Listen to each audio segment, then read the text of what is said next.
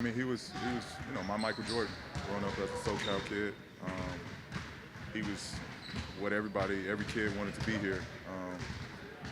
I started playing basketball because of Kobe. Um, it's I attacked the game the way he played both ends. I took so much things away from him, and he made a big impression on me as a kid, just about how to go about playing the game. Um, so I credit everything, and aside from God-given talent, I credit everything else from him. I don't have no sons. I have all girls in my family, and I just feel for them. I feel for I put it into my kids' perspective, not being there for them. So it just touches and hits me in all angles, from idolizing him as a kid, to developing a friendship and brotherhood, to now, having conversations with him this summer at his Mamba Academy, talking about fatherhood. It's just some shit you just can't get over. We grew up. We from here. It's different when you talk about what guys thought of him from another state. We grew up here. We saw him every day on TV. He's the reason all of us played the game. So it's different. It hits different for us. From Russ, DeMar, myself, Kawhi, just all the SoCal guys. It just hits different because he was again our MJ. He was our hero. He was our GOAT. You know what I mean? It's just gonna hit different for us. The biggest memory is me doing what I'm doing now. If there was no Kobe Bryant, I don't know who I would have looked at and idolized. So when I just think about me in basketball and how I got started, first story to be told is, it's for the generation after myself, the young kids who won't know who Kobe Bryant is. It'd be an amazing story to tell. That I picked this ball up because of this man. So that's gonna always be the best memory, regardless of my last of seeing him in Thousand Oaks or not. It's gonna be how I started playing this game. Felt like if I played with him in some of those prime years, he would have did wonders for me, man. And so that was my takeaway. He was just an ultra competitor. I told him once, we had a conversation, and I said, "Yo, I'm on to you." And he was like, "What you mean?" I said, "You want people to think you're a jerk, but you're one of the nicest guys in the world. Like, that's how you want to be remembered when you're done playing. Like, you want everybody to think you was this hard-ass competitor and just a jerk to everybody."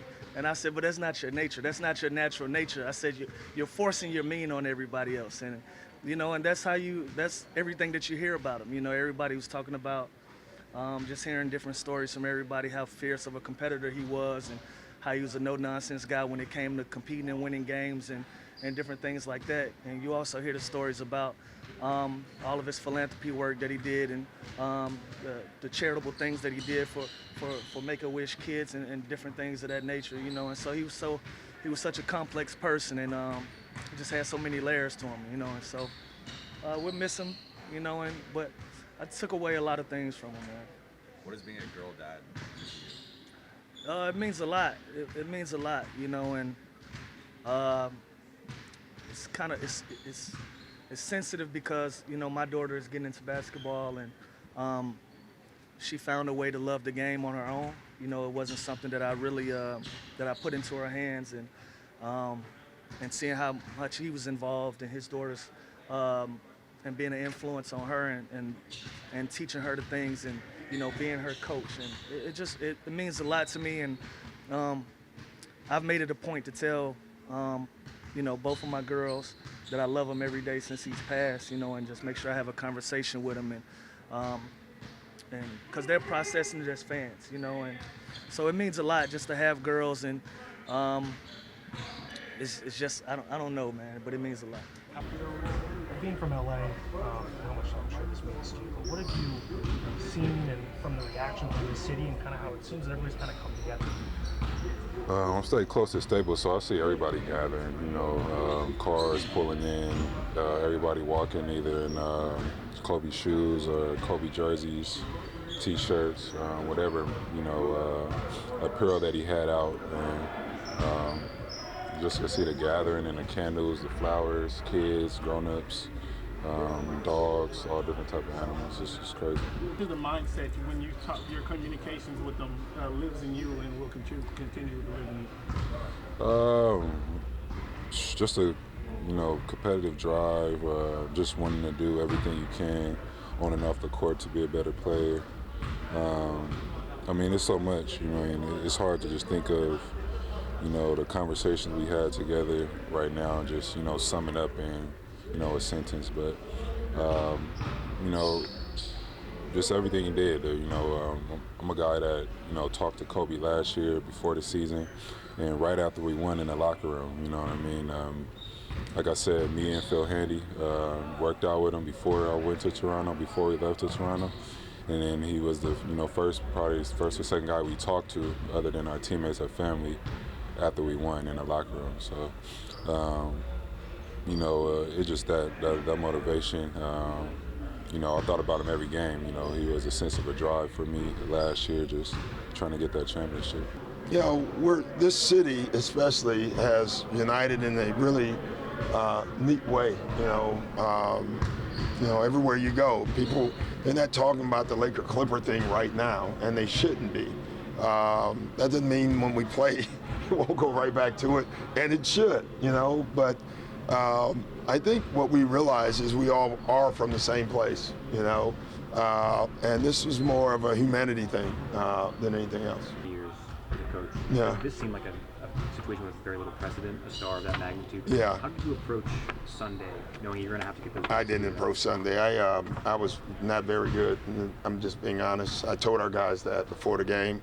That was a tough game. That was first quarter. I got to tell you, and you could see it from both teams. Actually turned the tide to ask him a question. He was crying, so I didn't know. But it was just a tough game. At the end of the day, I thought, I think it was Kawhi, one of the guys said, hey, listen, Kobe was a winner.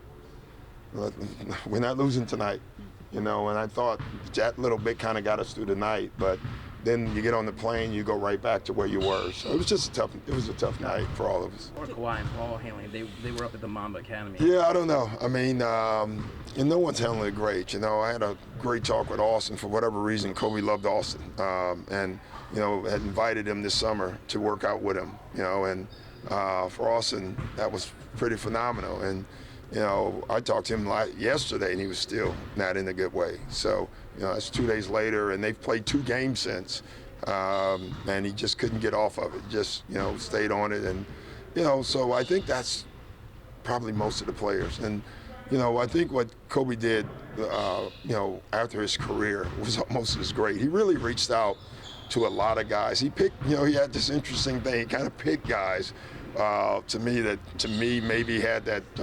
They didn't have to be great players. They're just guys that had that toughness or whatever. He seemed to gravitate towards those guys. And for me, honestly, watching him be a parent was watching him just every day be a parent and how he was conducting his after basketball life. As I said, I think he was just really getting started and doing so many great things for this city. And, obviously that won't happen. And, maybe it'll inspire someone else to do it. Did you enjoy that video? Make sure to check these out. For more Clippers highlights, access, and original features, subscribe today. I have to say this? Yeah. I can't say this. People look at me crazy. I'm not using this either. Yeah, can we skip this part and then can we go to something else?